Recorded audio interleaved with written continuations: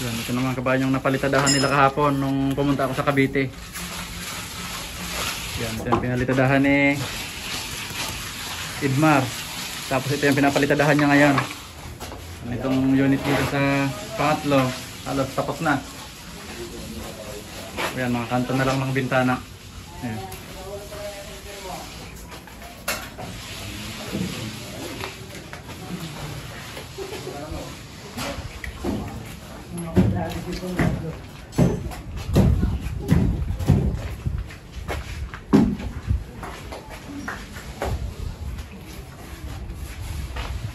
Tapos dito sa likod, pinapauna ko na dito.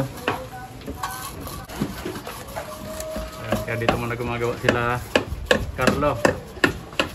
Saka si Patrick, ayan. Dito muna sila sa likod, tapos yung isa naman doon sa kabila.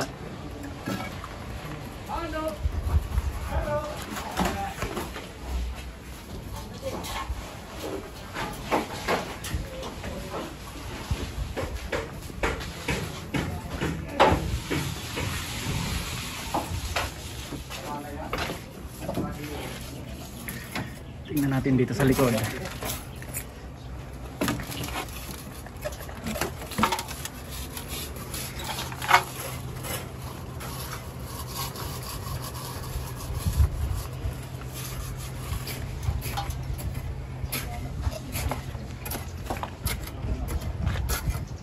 Yan, ito muna yung uunahin nilang palitadahan. Kasi mahirap nang dumaan pag napinis na dito. Pasarado ko na yan. Pintor na yung susunod dyan. Nandito naman sa baba, mahirap dumaan dito.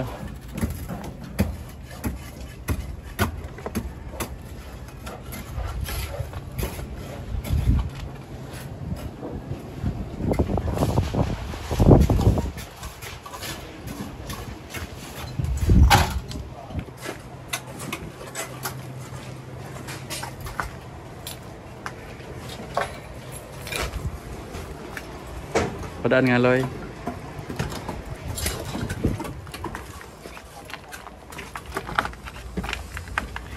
Yan, dito naman sa pagitan ng riprap saka itong pader dito sa may pinakalikod ng unit. Binubuhusan na yan, ayan.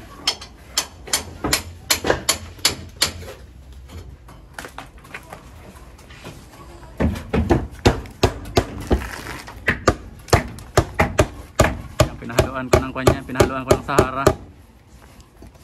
Para makatulong, para hindi ma-absorb yung tubig dito sa ilalim. Yan, may tubo naman yan sa ilalim, perforated pipe.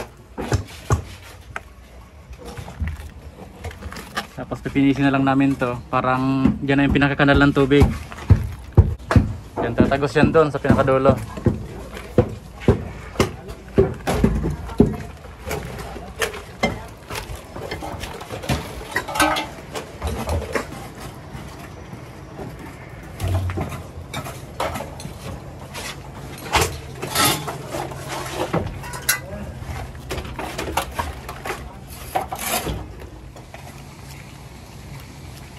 Yan, Sabado ngayon mga kabayan. Uuwi muna ako ng Tarlac. Yan, babalik ako dyan sa site Miyerkules na. Yan, doon muna kami gagawa sa bahay. Yan, kasama ko yung ibang mga tao ko. Si Idmar, si Bornok, si Jiking, saka si Lake. Yan, di bali doon muna sila gagawa sa bahay hanggang Martes. Kaya halos 3 araw din sila. Linggo, Lunes, Martes sila gagawa sa bahay. Yan, ipapagawa ko kay Idmar yung palitada dun sa kuwang ko, yung ginagawa kong istaka ng mga gamit. Si Jiking naman sa Bornok, magkikisami sa sala saka sa kusina. Yan yung mga gagawin nila doon.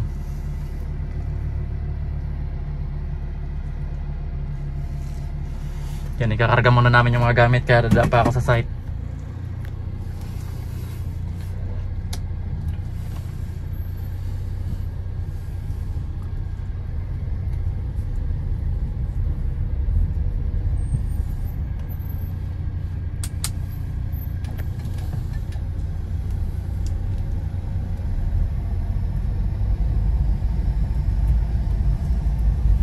pag nagkakarga pa naman kaming gamit, kailangan mabilisan kasi baka biglang may dumaan na sasakyan.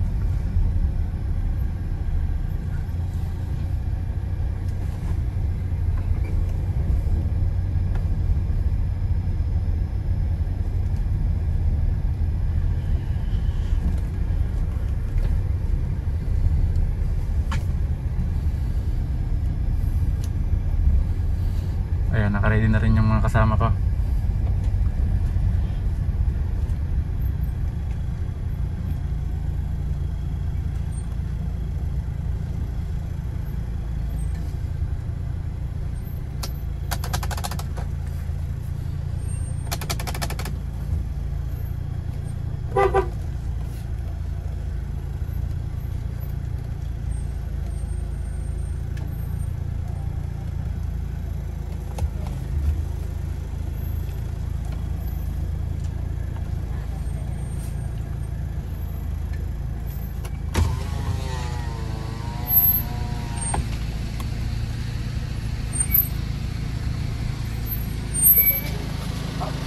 Yan, ito na yung mga dadalhin naming gamit. Yan. Yan, ang importante dyan yung laser. Nakisame. Pag-level ng mga wall angle. Apa dyan? Kauri na kita. Oo, tara.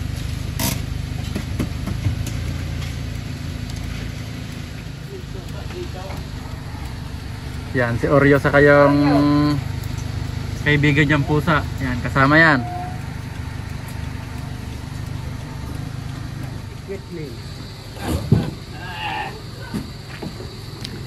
Ito itali mo kinang kwanto dyan, oh. Itali mo lahat ng alambre, baka masalisihan tayo sa traffic. Ito mga ano lang. Ito lang sa baba, no? O, ilatag mo na lang dyan.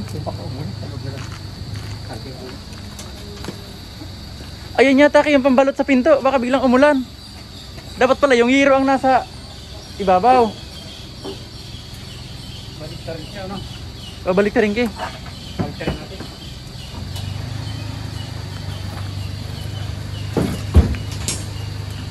Dali, agad ng ating balik.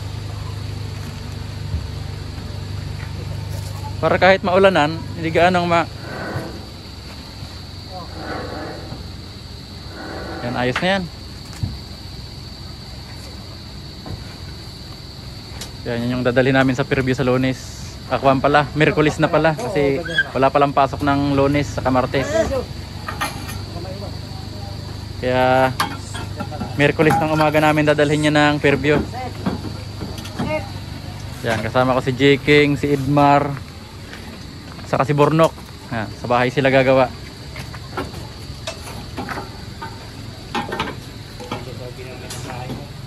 Hindi na kasama, marami na kayo, di na kasya. Kasya ka pa doon, Maro, doon ka sa ilalim, oh. Hindi, kasya tayo dyan. 3 sa likod, 2 kami sa harap. Ito na po sila. Loob, sino pa magkapi tayo? Anom kita, anom. Si Junard pa. Oh, ilan ba tayo? 6. 6. Oh, 4 sa likod.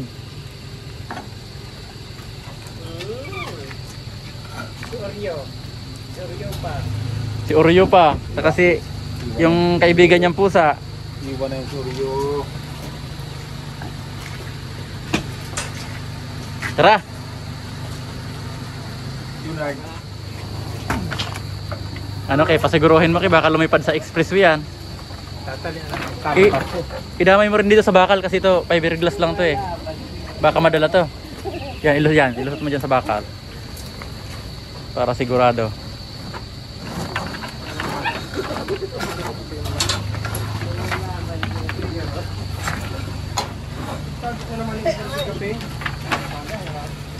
Let's go. A few moments later.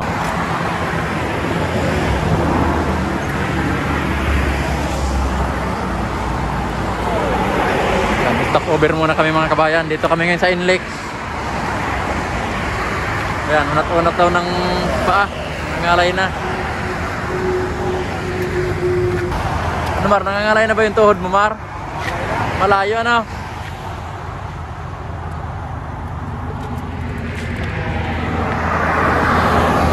Yan, dito ito sa may kuan, sa may tulay ng Pampanga. Ano, wala pa bang linipan sa gamit natin?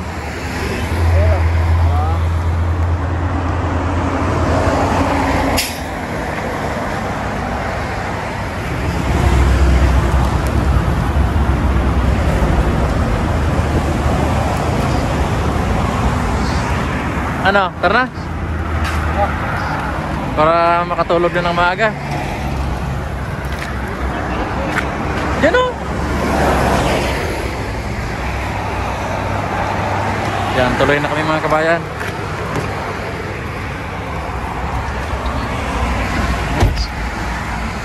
A few inches later.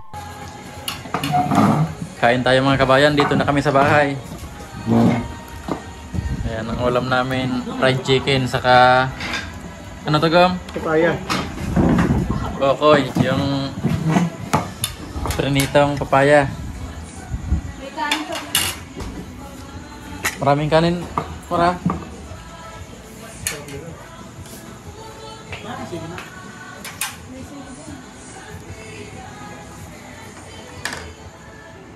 Ito yung bunso ko mga kabayan, ah. Hi ka na sa mga kabayan natin. Ayaw na namang himiwalay, oh. Namiss mo ako, baby? Namiss daw ako mga kabayan ng bunso ko. Yan, bukas mga kabayan, maaga kaming mag-uumpisa. Yan, umpisa namin yung kisame dyan sa sala, saka sa kusina. Yan. Ang kulit, makulit to mga kabayan, oh. Ang kulit, oh. Sabihin mo sa mga kabayan. Ang kulit ng bunso ko. Yan, pero dito mga kabayan sa kwarto namin, may kisame na dito. Yan, ganyan lang yung kisame dito. Yan, simple lang. Yan, wala pang pintura yan. Yan, makikita nyo, yung mga pinag-iskruhan, yan, nakalitaw pa.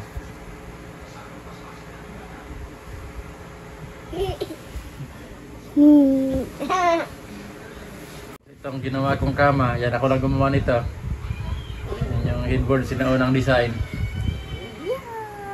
Wala pa rin pintura. Yan, plywood lang yan. Yan, plywood lang yan. Tapos linagyan ko dito ng pindutan ng ilaw. Naka 3-way ito, doon sa may pinto. Yan.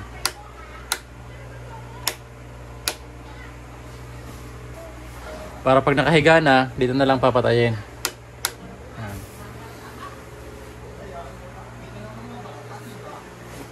Yan, simple lang yung design na yun mga kabayan. Marunong ka, bibi, magsumayaw? Nahihiya. Mag-sleep na tayo. Yan mga kabayan, mag-sleep na daw kami. Hanggang dito na po muna. Bukas po ulit. Yan. Papakita ko yung paggawa namin ng kisame dito. Bukas. Yan, bukas. Yan, hanggang dito na po muna mga kabayan. Maraming salamat po sa panonood.